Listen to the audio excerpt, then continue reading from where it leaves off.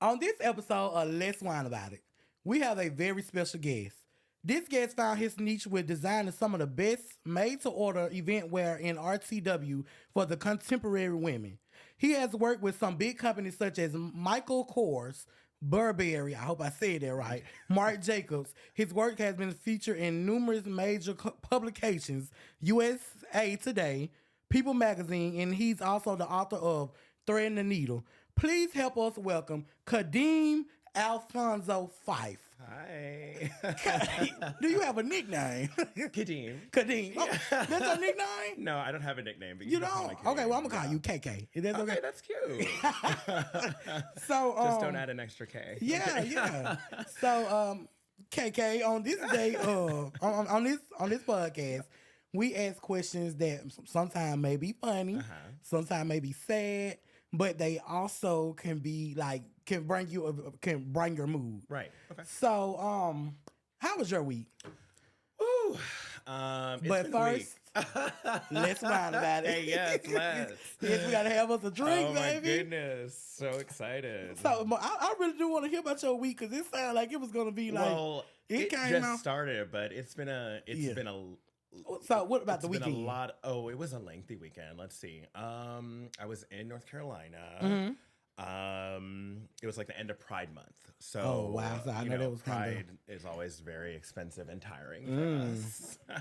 No, it was just a lot. I've just been traveling so much, promoting the book and going on podcasts and everything. And so this You weekend have was, been working. I've been Oh, seeing I you doing work. your thing. Yes, honey. thank you. You've You've also been working. We're booked.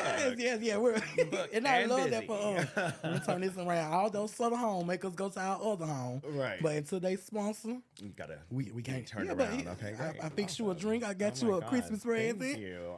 Okay. I love a drink. Thank you. Cheers. Cheers. Mm.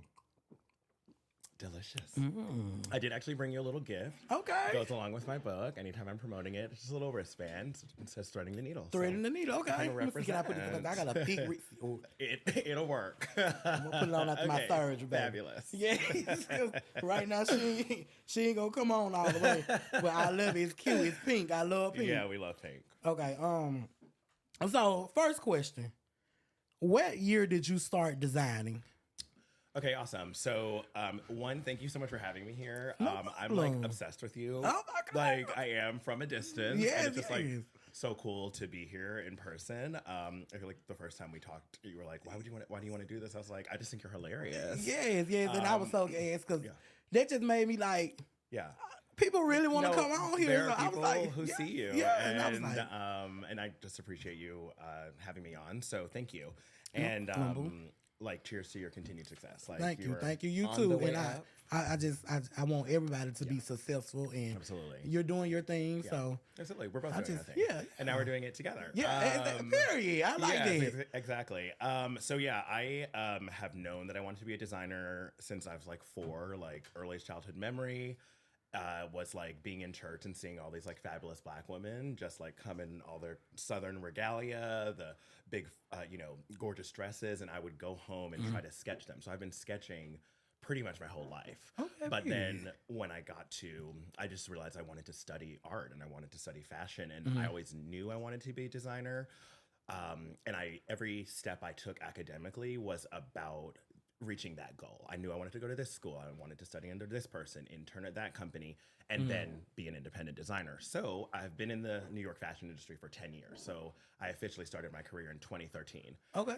As an intern at Michael Kors while I was in grad school at Parsons. Okay. Competing with the best and having to deal with lots of really intense people. But I've always felt like it's like a destiny of mine. Like I knew from a very early age that I would be doing something like this. I didn't know how it was going to look, but I knew that if I just stuck to my goals and believed in myself and always brought my most authentic, true self and pursued my dreams fiercely, then I could do anything. So, Okay, period. I love that. So did you go to school to be a designer? I did. So I always get asked this question because I feel like now you don't necessarily have to get formal training to succeed in arts and creative fields, which I think is good. Like it's more of an equal playing field now. when I was coming up, it was like, if you don't, I was told very directly by someone when I was in undergrad. I went to school in Virginia, and they were like, if you don't go to Parsons or FIT or even the fashion program at Clark Atlanta or something like that, or SCAD, you're not going to be taken seriously, and you won't be able to get a job at these bigger companies. And so I believed it. And I worked very, very hard to get into Parsons. And it was really just about like getting the name on the resume, which like sounds a little bit whatever, but it was, I also needed to gain the skills. Like I had the talent and the raw I had the passion and the raw talent, but what I needed was the industry to back me up and say, this person is good. Period. And he is allowed to walk into these rooms and sit at these tables. So, Okay. yeah. And I love that. Yeah. I love that. Where are you naturally from? Originally, I said naturally. Come on, Originally. naturally. I'm from a natural woman. Yeah, period. We all are. Yes. So my family's Jamaican. Okay, yeah, period. my parents, I'm a first generation American. My parents immigrated I was just to... going to say you. I don't want to say the wrong thing. Be quiet. So you do talk real good. I'm Jamaican. Okay. No, so actually, a lot of people say that, like, have a very unaffected accent. It's because I moved a lot when I was young. So I was born in New York. In Queens, New York, a queen born in Queens. Like, could my story start off in a better way? Like, and then the queen was born in Queens. But my parents immigrated to New York from Jamaica in 1986. And they both like had master's degrees, so they were like given the opportunity to come here to work and continue their education. And then I was born in 91. And I lived in Queens for a while. Then I moved to North Carolina. So as I was telling you before, I grew up as like the New York boy in North Carolina and the Jamaican boy around people who like had no idea what that was. They're like, they knew where it was, but like you only know Jamaica from like the movies and stuff. And I never talked, like I never spoke like I was from Jamaica. I had a really strong country accent for like a few summers.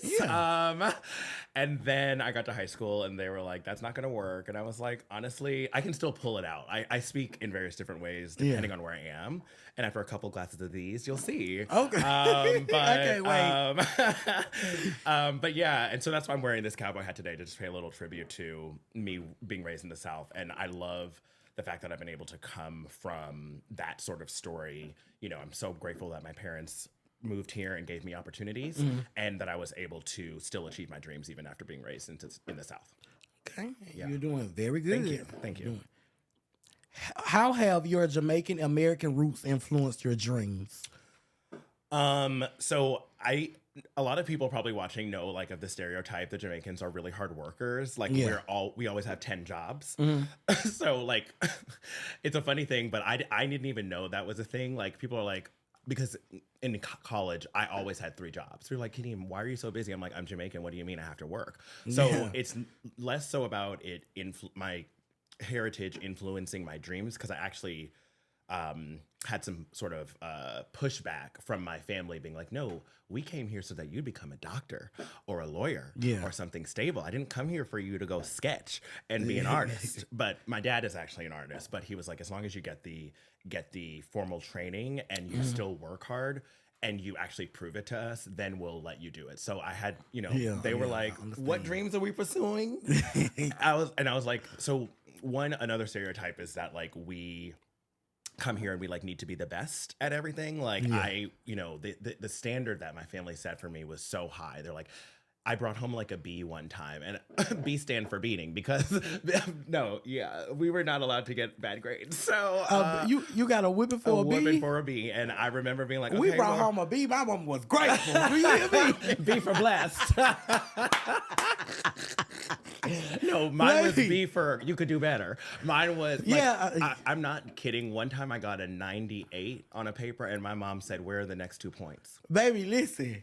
Where are they? And I went back to the teacher. She made me go ask. She was like, why did I get a 98? There are no marks on this. And he was like, oh, I just felt.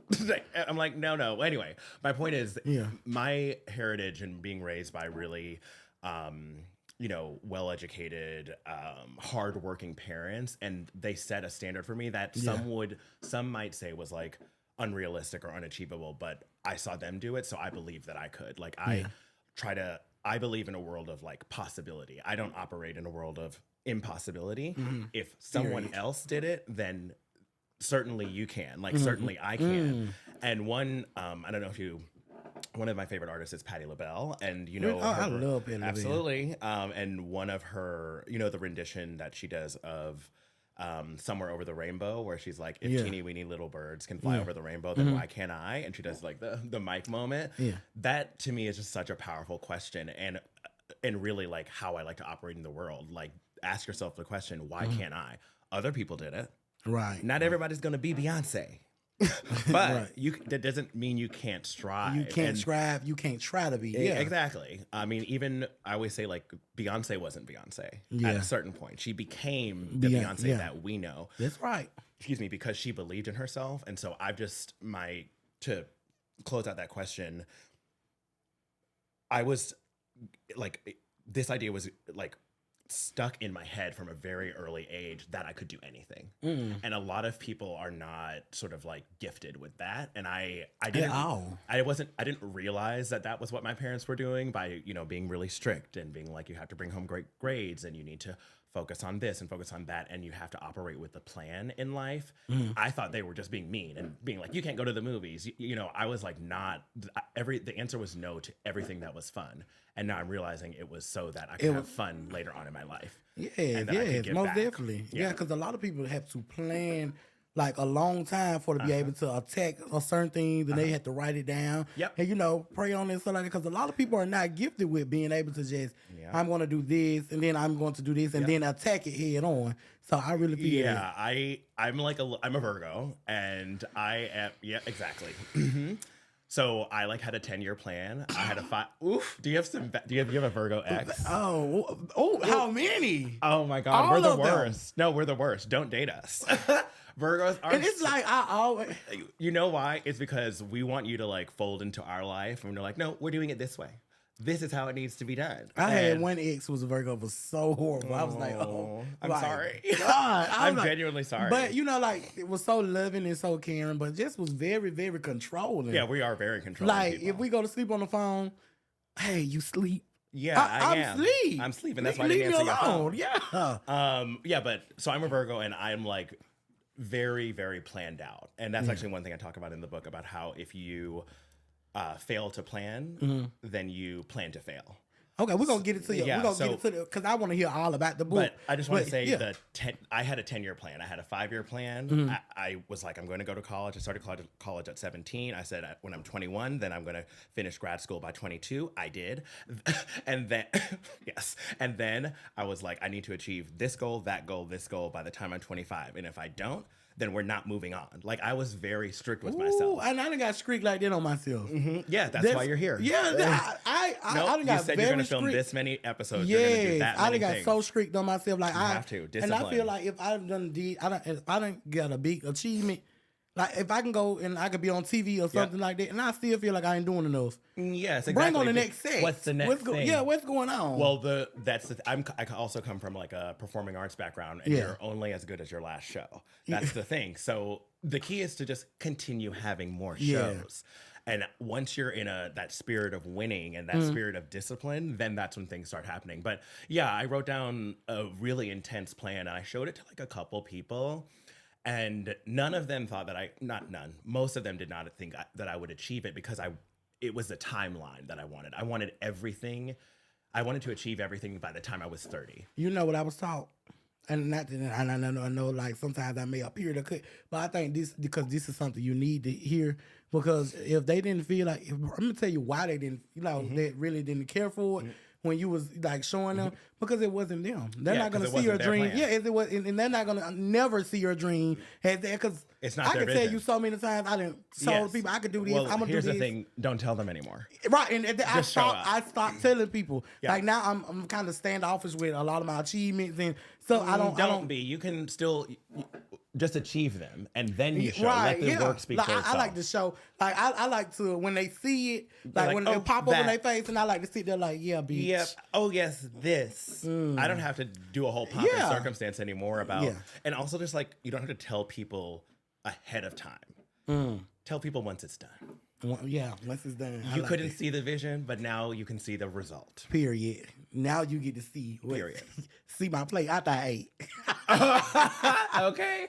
Well, listen, and that's the thing when you're working like this. I recently was like complaining to a friend, be like, I'm so busy, I'm so tired, I've been traveling, da da da. And they go, Kadeem, you can't complain about eating. No, I'm sorry, you can't complain about a full plate when what you wanted was to eat. Yes, fair. I like that. And I was stuck. I was like, oh, you're right. I did want to eat, and we love a full plate. We love a full plate, baby. Okay. So as a consultant, what was your most exciting project you worked on? Oh my gosh. I'm trying to think. I want to tell you about something that I'm about to do, but I'm going to try to refrain from that. I got a question I always ask all my guests. I'm like, what's next for you? And I want you to let it I'll rip. do that at the end. So one of the most exciting things as a consultant, actually, I guess I'll talk about something that recently happened. So you mentioned I design made to order underneath my own name, but then I also work as a design and production consultant where I take aspiring designers or creative entrepreneurs. I help them take their creative vision from initial concept to market. You better give us the tea. Period. Which is why I wrote the book, and we'll get to that in a second. Okay. But one of the things that I love doing is helping these people and giving them a roadmap and usually these people from towns that are in markets that are not New York. So I have this client that they actually reached out to me because they read my book. They emailed me like I request them to do at the end of it, and they're like, "Hey, we read it. We've started this athletic fashion brand called Do Not Disturb Apparel, and we have no idea what we're doing." And I was like, "Well, you called the right person. I'm here to help." And so I've now seen like the fruits of my labor start to help other people's lives. I wrote the book a year ago. They read the book. They called me in January, and we just showed at our first trade show, showed their old collection at a trade show in Nashville at the Music City Fit Expo, which was really cool. Like all these which that was a whole other thing. All these muscular men walking around. I was like, I'm at work. Oh my God. I've been walking through there with my shirt off. I nearly did. Oh my God, it was a lot. There was a lot of muscle, a lot of testosterone. But anyway, oh my God. The reason why I'm proud about that is because there's been so many times when a client has called me and been like, I don't think I can do this anymore. And I'm like, don't give up on yourself. I have to like sort of act as a coach sometimes too, a success coach or an inspirational coach saying, we've already made it this far and we've come too far to what? Give up now? Yeah. Okay. I come from a religious background, so I tell them that, but I'm like, I sometimes will have to coach them to make sure that they continue on the path towards their dreams and their goals. And when I see the happiness that's on their face, once we leave a trade show or once they get their first article in a magazine or once they get they see their clothes in stores or something that they've done goes viral, the happiness that you feel once you know those moments that you've doubted yourself. We've both gone through that, I'm sure. Most definitely. Where someone has told you, well, you can't do it. It's like, no, actually, you can't do it. And you're yeah, projecting, and I'm going to show you that I can do it. You're projecting your incapability onto me. Yeah, projecting. Projecting. Yes. Oh, God. Projection is not just a buzzword. People do project, and I hate it. They really do. No, I'm like, no, I'm good. Everything is good over here. But, so yeah, that is one thing. And I have a project that I've just been asked to do where I'm not going to say this specific thing, but I've been asked to be the creative director and stylist for like an upcoming pop star on a magazine cover. Congratulations. Thank you. It is in this market, so you will see it. I've been in this magazine before, but they reached back and they were like, wait, can you do this now? So I'm like, I've always wanted to, get a magazine cover under my belt. I always thought I would be the one on the magazine cover first, but that's coming in. And you still can. I can and I will. And you will. I have been in the pages of said magazine, but I'm like, it's a women's fake focus magazine, so I'm dressing the star. Okay. And I'm gonna, come up with just to see your work in the magazine is great. It's very, very, absolutely. very good. And I'm so proud of myself for that because that came without me having to ask or without me having to apply. And as a creative entrepreneur, that's when you know that the work out there is starting to speak for itself. Okay. What is one of your biggest pet peeves in the fashion industry? How much time do we have? How much time do we got? No, I'm just because we got an hour. no, but- no. Yeah. So I won't go too deep because you don't want to burn bridges, but Yeah, don't. Ooh, please. no. Don't. Well, I'll talk about. There's a few. So Give us the tea. one of mine is just in general, like people who are not willing to put in the work and expect things to just come to them or happen. And they're like, well, why not me? Because you didn't work hard enough. I think that about everything. You understand what it takes to get this. How many people did you have to call to get that photo there on this TV in this studio at that time with me here and her? Like 2. Well, exactly. Yeah. But the point is, you had to do it. Yeah. You had to. You Yeah. had to go out and Yeah. do it in order to fulfill a part of Yeah, your baby. dream. Yeah, because we was 3 people with a vision. Come on, and that's I had told them yeah. and we And just you went made it from there. happen, yeah. Yes, my girl Diamond called around and found a podcast studio, baby, and we I'm was in surprised here. we're not at the Players Club. Wait a minute, not baby, Diamond. Listen, we was in here the next. We was in here the next night. Yeah, exactly. Yeah, because baby, you made it logo. happen. My girl Yeah. designed the logo. Yeah. Listen. So that's let me my tell thing. you- It's people who are not willing to put in the work to make things happen, and there's this like expectancy or like entitlement that you're just going to get stuff, and that I think that might have something to do with like where we are culturally right now. Everyone is like, well, I'll just press this button and that'll happen. It's like, babe, you got to press a few more baby. buttons. But so that's that. And then like people's like personalities not matching up with their talent level. Oh wow! Oh, welcome to Atlanta. Listen, Ooh, I'm in y'all's ooh, house today. I'm ooh, not gonna say anything. I don't know. baby. Well, okay, I'm not gonna talk about Atlanta specifically, but I remember I'd come back from I don't know if I mentioned this, but I lived in Australia years ago. What you were doing in Australia? I was modeling and I was Okay, acting. period. Yeah, I had like a quarter life crisis. I moved to Australia at 25 because I was like jaded with fashion. When you want to do something your whole life and then you get there and it's like, wait a second, all the glitz and glamour is fake. Like I realized that once I got to fashion, I was like, oh no, these people are just people. Maybe because it's so damn hot over there. Exactly. Okay. I couldn't breathe. So anyway, so I took a moment. I went to Australia. I got all these acting credits and whatever, and I came back and I had flown into LA. LA is very similar. You got to fake it till you make it, and it's a lot of faking until you make it. And some people do, but some people don't. Baby, that's everywhere then. Yeah, no, of Because course. it's down here bad. Well, right. I've heard that. I don't know by personal experience, but in New York, you can fake it until you make it, but only to a certain degree. Because there will come a moment where someone's like, babe, I need to see the credentials. Yeah, like, babe. where are the credentials? Yeah. Where are they? But anyways, or the credits. Like you say you're this, but I'm not seeing the results. I'm not seeing it. So what to that point about the mismatch of personality and talent. I remember being in LA, and if you've ever been, you're like, what are you doing? What do you do here? I'm an actor. And I'm like, aspiring or booked? There's a big difference. Do you have a credit or are you auditioning? Baby, have you worked with Tubi or have you worked with Netflix? I need to know. Period. When you say actor, have you worked with Tubi acting or have you worked with... Because if that's the case, I'm an actor too because I'm on Tubi. Period. Yeah. I need to know where. Just show me a result. That's all I'm saying. Just show me the card. But here's my thing, though. You do have to have like a level of delusion in order to achieve. That's everywhere.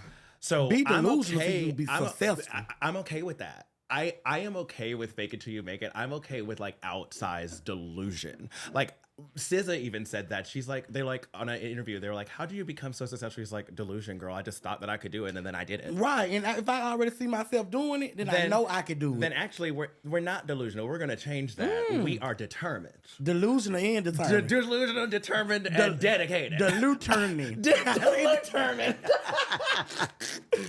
Listen, may all your delulu come true. Thank you. Okay. Okay, I like that. Okay. Absolutely. Okay, we warming up now, baby. Absolutely. Listen, this We wine are. got me. This summer Feeling home got good, me finna get ready to go to my other okay? home, baby. I'm Oh my telling you. Okay, so cute. Wait a minute. Okay. What's on? You feel it? No, yeah, I do. You feel it It's too? cute. I only had a breakfast sandwich, honey. I just landed. Oh, and I forgot to tell you. I I'm fine. usually send out a message to everybody. I'm an to eat adult. something. I'll be good to go. Okay, you good? Yeah. Okay. Let me see. What do you think sets your activewear designs apart from others on the market? So the thing that sets me apart as a designer is that you can't put me into a box because period. I'm very good at designing across multiple categories. If you tell me you need to design you a collection of socks, I can design a collection of socks. You need a couture wedding dress, I can also do that. Can you design me a gown? 100%. All I need is your measurements, honey. How long do you think it'll take for the design me a gown? When is it due? Baby, I need it tomorrow. Then you'll have a dress tomorrow. Okay. How about that? How much thread you think you'll use? A lot.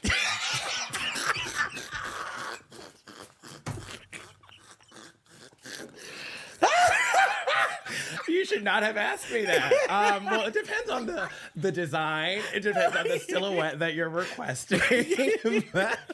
No. I can do a quick turnaround, no problem. Basically, the process with made to order is that like you say, yes, I need something. You show me a reference sample. I get your sizes. We go fabric shopping. And when it's due is when it's due. I come from that sort of background. There's no such thing as not meeting Well, I'm a going to put you to the test. I want you to design me something. Okay, I need got it, that. honey. I need something real cute. Just honey. call me fairy godmother because you'll be the look belle at of them all. mother. You'll be the belle of them all. Okay. Okay, so yeah, activewear stuff. So I've designed for a lot of activewear startups, but like I, thank goodness, have been able to have activewear collections from multiple brands, some of which nobody knows that I am the person designing on. I designed very quietly in the industry for other people because that's kind of what you have to do. You have to pay your dues. So I've designed for huge brands, and it's in the store. You're wearing it. It's in Walmart. It's in Kohl's. It's in Dick's Sporting Goods. But I don't need the credit because I got paid. Period. Okay, period. Credit to my account. I don't need the credit publicly until it's my name on the line. Yeah. And so the thing that sets me apart is that I design multi-category. I design women's. I've designed across all sizes. I don't care about like gender or size or your race or anything. Like I'm willing to design for anybody. And yeah, so you just like can't put me in a box. Like I can design leggings and a couture wedding gown in the same day. Okay, period. Have you ever designed for any companies like Boohoo, Fashion Nova, Shein, any of them? Yeah, so I have. Last year, I was given the opportunity. I was approached by Shein to do a co-branded capsule collection where I came up with like 6 designs, various different colors and silhouettes, shapes, whatever. And I was part of their designer incubator program where basically they reach out to independent designers who are emerging or who are on the way. And while I've been in the industry for over 10 years, I am technically an emerging independent designer. Although that word, I don't like the word emerging because it's like I've emerged. Like I am here. Yeah. But I had never been able to. But young then. I'm young. I'm younger than other, so fine. But I was able to, like, the program is pretty great because they give you a $5,000 grant, and then you go through their fabric library, you pick the colors, you give them inspiration, you submit your tech packs, and then you get to have your clothing available globally because Shein is everybody shops on there now, for better or for worse. And I was very hesitant to do the collaboration in the beginning because I'm like a couture designer. I literally design wedding gowns that cost tens of thousands of dollars. And we'll figure out what you know what I mean. But then I was, designing a dress that's $6. Yeah. But I got $1. I got a royalty from everything that I sold. As you should. Period. And no other brand is offering emerging designers the opportunity to show original designs and get $1 or more from each sale. That's a lot of money. That is a lot of money. Yeah. So it was a good year. And so I did that. My collection sold out in a month, which, period. There are people, there's actually an Atlanta-based designer, Kenya Molly. I think her brand name is Sylvia Molly, but she sells out about every 2 days. Like when she launches, her stuff sells out immediately because she has like, her niche is the plus size Black girl that's fabulous.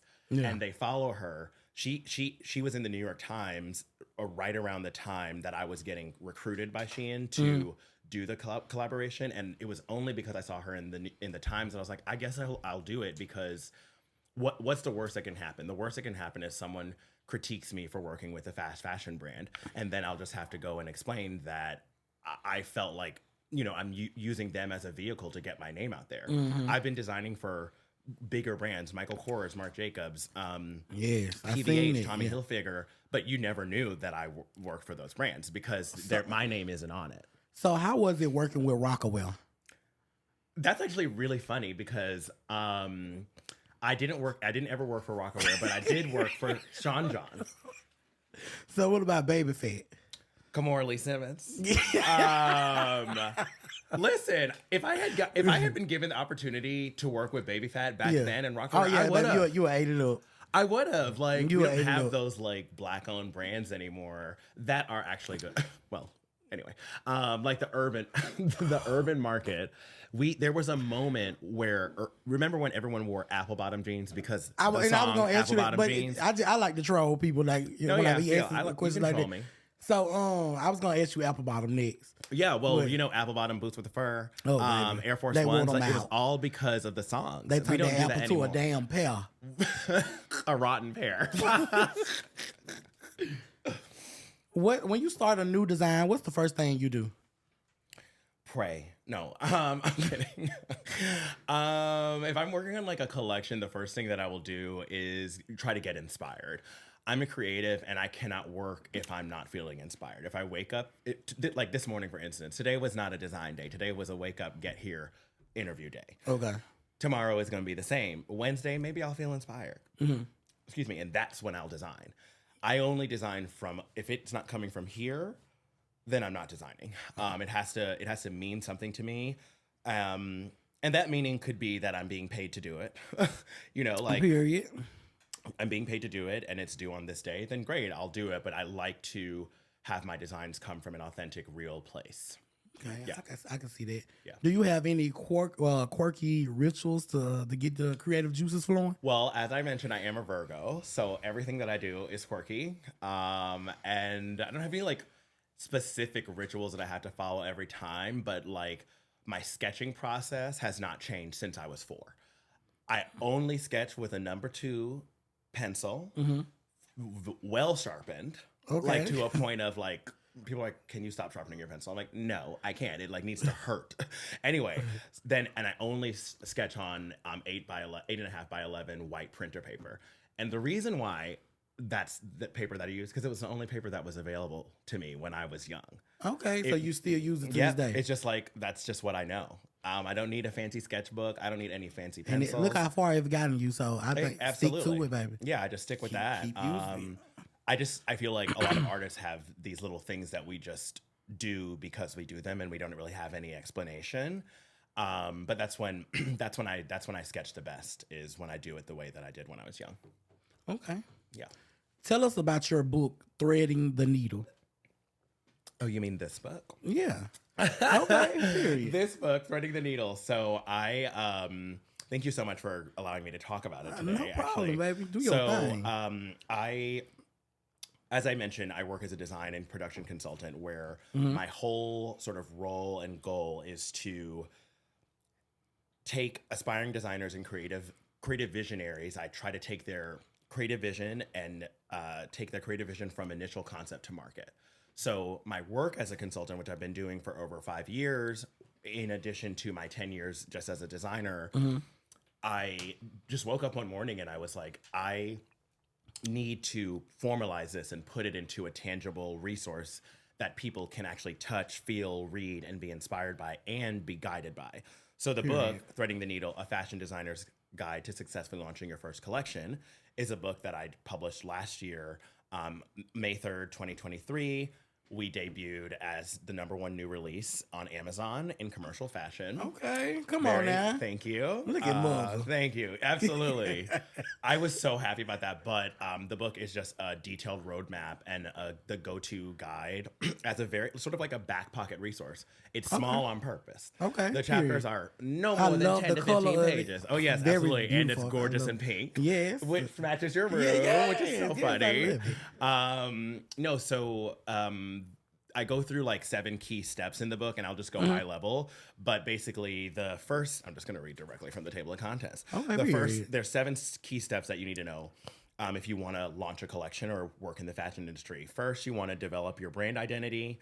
You want to then understand your target market with research and getting inspired. And then you want to dive into the process of designing your collection. Get your mood board going, pick your fabrics, and then actually put things on body, put things on mannequin, and just design your collection fully. And then you need to source and produce your collection. Sourcing is going out and getting the fabrics. Producing is working with a manufacturer. Then you need marketing and promotion. Then you launch your collection with a fashion show like Fashion Week or something. And then you want to hire somebody who is not creative, who can manage your business, because that's something that I feel like so many creatives mess up on. We're creative and I have great ideas, but I don't know how to balance a checkbook. So there's that. And then I have conclusion. The book is like filled with personal anecdotes. I talk about my experience. Okay, can you show the people the book? Like, yeah, absolutely. So there we go. Threading the needle. Threading the needle, baby. That's honey. it, baby. First of all, like a sharpened pencil, you cannot start a collection until you thread the needle. Hello. Okay. Period. And I have like pictures in there. I have a glossary. And the book is available on Amazon. So the book is available everywhere books are sold online. On Amazon, it's available as an ebook, paperback like this, and an audiobook, which I narrated myself. Congratulations. One, because I'm a control freak, but also, thank you. I am, like I said, but also because I just thought, like, who could tell my story better than me? Right. Yes, exactly. So I thought it'd be better. Like you and then it's more credits that I have. And, so I'm super happy to get the book out there and have it actually go into the hands, especially into communities. When I wrote the book, I had communities of color in mind, because I'm a Black boy from the South, a Black queer boy from the South, from immigrant parents, that is a published author and a seasoned fashion designer, and that is not a story that is often told. So I wanted to tell it so other people can know that they can do it too. So what inspired your book? Like what, like experience or experience? I've always known I wanted to write a book, but I initially thought I was going to write my memoir first, but we're going to give that another 5 years, because the story is still brewing. But this came about because I had reached a roadblock in my career, in my consulting career at least, where I was like, no one's reaching out to me. I'm like stagnant with clients, and I need something to, we need a re-spark. Yeah. Why don't people know my name? Why haven't they heard my vision? Why have they not heard my experience? And I thought, oh, right, because I haven't written it down or told anybody about it. And so the book was kind of a way to like come out of the shadows, if you will, to make myself available to people. And one other personal thing that I do talk about sometimes on podcasts is that I had experienced like a lot of grief, a lot of loss, and a lot of loss. Won't it push you, baby? Well, yes, because so I lost my best friend, Von Holland, 2 years ago to a motorcycle accident. Ooh, I'm so sorry. And thank you. And we were like, so close. Like, he was straight, I was gay, but we like loved each other. That brotherly love. And he was the first person to ever show me that and be like, oh, I'm not the odd kid out this time, And we ran track together, and he always would push me and always say, Kadeem, I want you to be a better version of yourself tomorrow than you are today.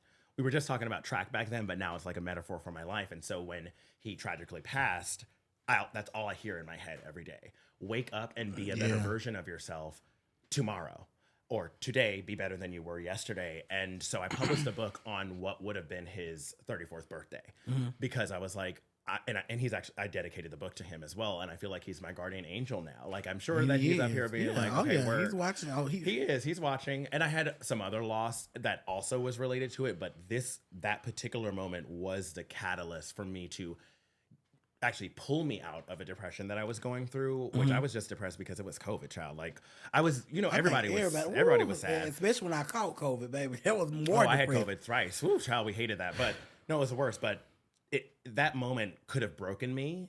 Like, really, like it was dark, like physically dark, like the room, like I was in my apartment like for 2 weeks, like without the lights on. And then one day I was like, you know what? this is not going to be my story, and this is like not doing him justice. He can no longer go on, but I can because I'm still here. So I just got up one day and I was like, Kadeem, we're just going to pull it together. From giving up to giving it your all, baby. Oh, say that one again. From giving up to giving it your all. That needs to be the title of your memoir. Yes, okay, listen. wait a minute. Cause baby, oh my God, I can relate. From all that, I can relate. I understand for sure. When I think that so many people, you have to either hit rock bottom. Rock bottom can be can mean a lot for different people.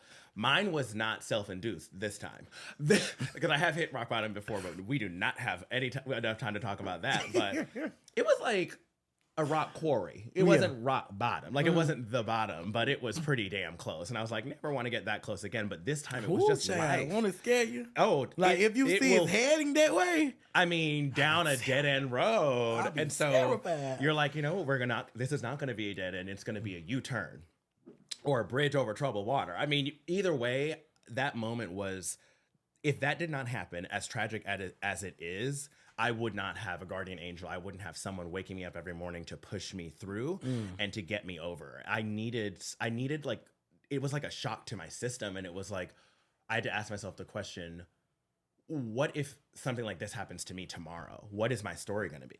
Baby. And what that story was going to be was not anything I wanted written down. So we had to change that. And now I get to write my own story. I get to be the narrator, literally, of my own story. So, so a lot of things inspired it, the good, the bad, and the ugly. But I think that creatives often have to almost run into a brick wall in order for them to learn how to climb up the ladder over that brick wall. Oh, period. Metaphors. So let's get into the tea. Pour me another glass of water first. I think the tea is about to get tea. Yeah, the tea is about to hit, baby. Okay. Oh, Oh no. Oh my God. The tea is spilling, literally. I gotta go. So, oh Jesus, I got all on my cellular device. Like my grandma said on my not cellular the cellular device. So, have a person ever offered you? Oh my Lord. Have a person ever offered you? This? Have a person ever offered you sex in exchange for pieces? Pieces of what? Pieces of clothes, designs. No, not directly, but I have. If the hookup's really good, I will give them a little crop top on the way out. I like the sound of that. Something to remember me by. So, how do you identify in the LGBTQ community? In the gay LGBTQIA plus. Plus. I am gay. Okay. I'm like a little, probably more pansexual than anything. Like it's more about the person. Yeah. Okay. But so my rule is like with gays, I'm an equal opportunity employer. Like, is it warm? Like, I'm down. Depending on the scenario, like whatever. But like with women, they like have to be top 10, like top tier. Baddies only, and with that, it's purely sex. But yeah, I like a lot. Okay, so but I'm like capital G gay, like capital just G, like a queen. Okay, but when it comes to so are you a top or a bottom? I'm verse. Okay, period. I know that's right. Verse and available. Would your lover still have to pay you to design for them? Not while we're together. Oh, you're a designer for free? Mm-hmm. I will even design for free for my friends. Like I would charge them way less than I would charge someone who's not my friend. Does that make sense? Yeah, okay, so I understand it. Yeah, it depends on how good the dick is then. You know, maybe it would be free. So how's the dating life for you? Non-existent right now. I'm focused on work, and I have a very demanding schedule. I'm a very demanding person, and a lot of people cannot handle that for good reason. Whatever. What's your sign is again? I'm a Virgo. Exactly. No, yeah. I mean, I am available, and if anyone's out there, please do slide into my DMs. Period.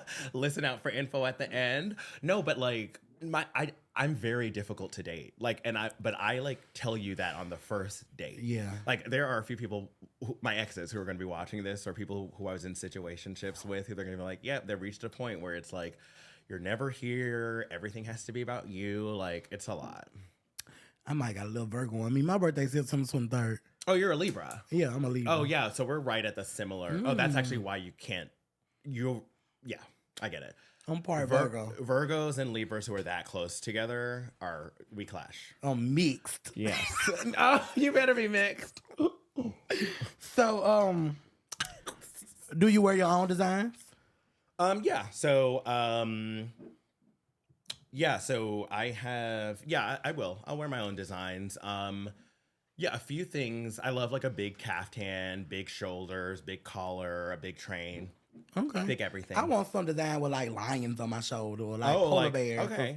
Like a full like scaparella. Yeah. Okay, I see. Okay. What's something about you that shocked people when they find out?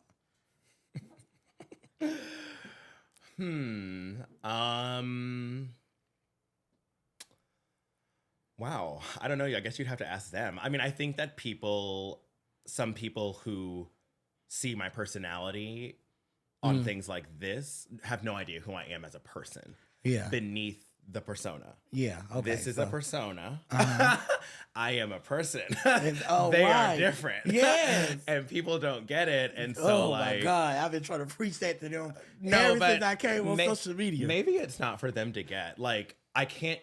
Actually, that's it. The fact that I cannot operate at 100% all the time. It takes me a while to build up to be Kadeem. But hello, you get it. That sigh is it, and they don't understand the sigh. They don't understand the separation.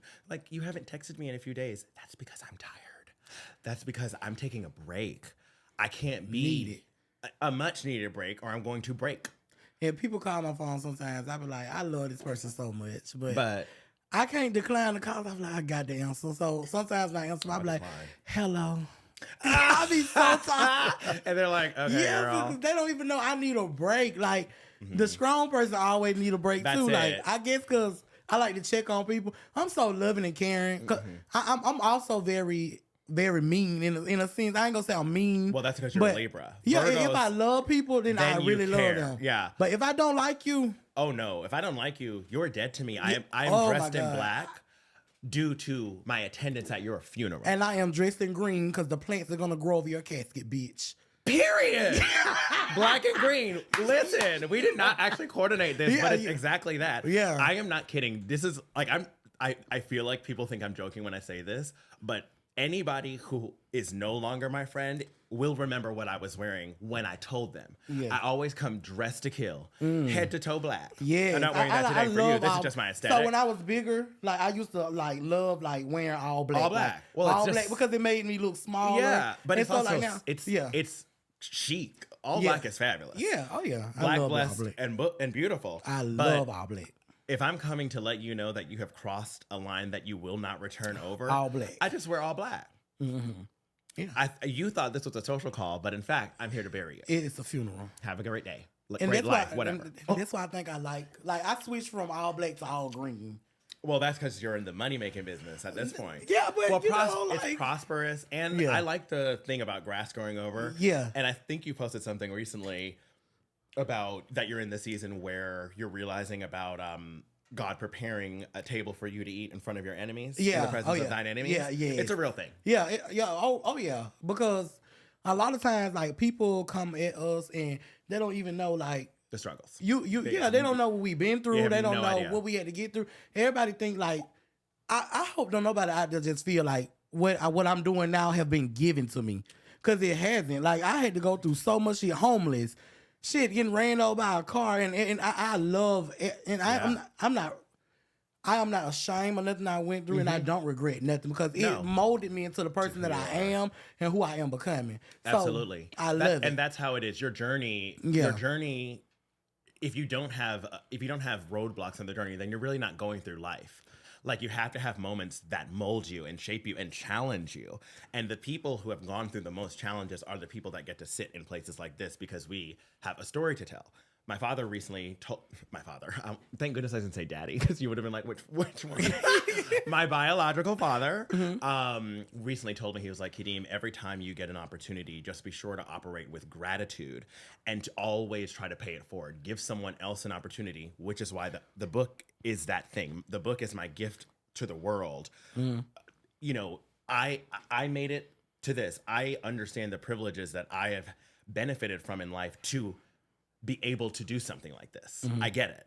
But because I take that responsibility very seriously, it's like I have to give back to the world. I have to advocate for LGBTQ plus youth. I have to use my platform responsibly, and I have to go into communities that are underserved with all of this to help them realize they can also do this. Yes, it's just gonna take like, it'd be so hard because you don't want to post, say, do the wrong thing where people will take it and yes, they'll cancel culture, which I think is just a bunch of BS. But anyways, I think we need to be able to say whatever. Bring back the 90s where we used to just be able to say what we want to say. But I think you can operate. I don't want that. No, I know you can operate with sensitivity, but I think that people are holding back from showing their true selves and shining their light.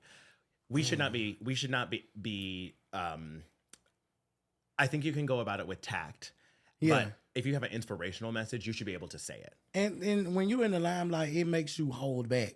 Because before I became who I am, and I was blunter. Oh, my mouth was nasty. Just when I say cuss somebody out. I could say something and I didn't used to care like. When I say I used to be like, now what, bitch? Like, you can't do that anymore. And I can't do that no more. Like, and I can't say like certain things that I know. Like at some point, I used to be so nasty to the point where I say stuff that I know that offend somebody, and then you're like, and I just didn't even care about it. Like, and then like moving, like I used to be so mean to the point where like I used to give people chances, but then when you start getting crossed over by people, it makes you not even want to deal. You know, the thing is, and I'll say this to you so that it seems like you don't do that anymore. Yeah, but I don't. But one thing that I've recently learned is if you're in an argument, just say, you're right, I'm wrong, and keep it moving. And see, when I used to do that, people still want to fight. No, but it doesn't matter. Then you've already ended the conversation. You are right, I'm wrong. And have a blessed day. And then, I don't argue with people. I don't. I refuse. I'm not arguing. Yeah, I don't like to argue no more. No, I don't have time for arguing. I'm booked. Yeah, period. I don't have time to argue. Book with a book, baby. Book with a book. Period. So what's next for you? Well, actually, I am in Atlanta right now, which I'm so happy to be in Atlanta, by the way. I love it. Like, you should have asked me about my last time in Atlanta, but anyway. I got you. I got you. Because Atlanta's hot in many ways. So, do you have any experiences from Atlanta? Mm-hmm. Let me give us the tea. So the girls like us will know, like I'm a man. No, you know what I mean. The black. I don't know what you. Okay. Work. He's Butch. Got it. Butch with a sling with a crossbody. Okay, yeah. You know, like Coco Dorm. I was never officially on that, but see, I told you the people that know will know what I'm talking about. Yeah. I don't remember anything. Oh my God. Atlanta is crazy. Atlanta is. It was, the thing is, like, that's what I actually love about. Because they be trying to run a train on me, and I don't like it. Choo-choo, honey. I'm like...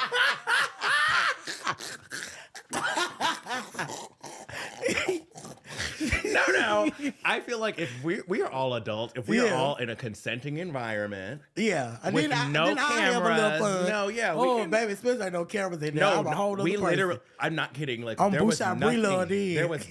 No, I love Atlanta. I love like the scene here, but I also think like not to get too heady, but the thing that I love about being gay is that I can be this.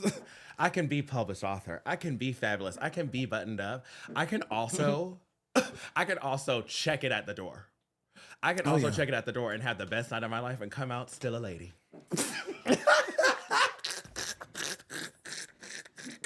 Hold your head high when you walk out. Yeah. Bring it to the ground when you walk in. Okay. The only time you look back is when you throwing that ass. Period. Okay. So, what did Trina say? Look back at. Yeah. Look back at. Look back at you for what, baby?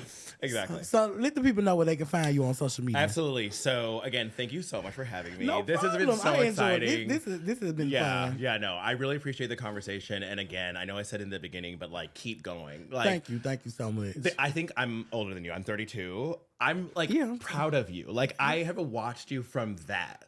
I've watched you from that moment, and you know what's funny is when I saw the Let's Whine About It, I didn't get the connection, and then I went back and was like, oh my God. I cackled at that first video, like, what's in this? Yeah. Oh my, it was just everything. And so I'm just happy that your trajectory is still going and up. it's so crazy, like how, but you know what's so crazy? I don't give myself my flowers enough because. Well, I'm here to give them to you, honey. And I look at that. Look at it. It's all encapsulated in one image. That was the first time people saw you, and now you have a podcast, and you were in a room in a studio. You got to give yourself credit. It's a thing that we do because we feel like we have to be humble for other people's thing, but because you don't want to offend nobody. Like, okay, you're saying that. I don't care.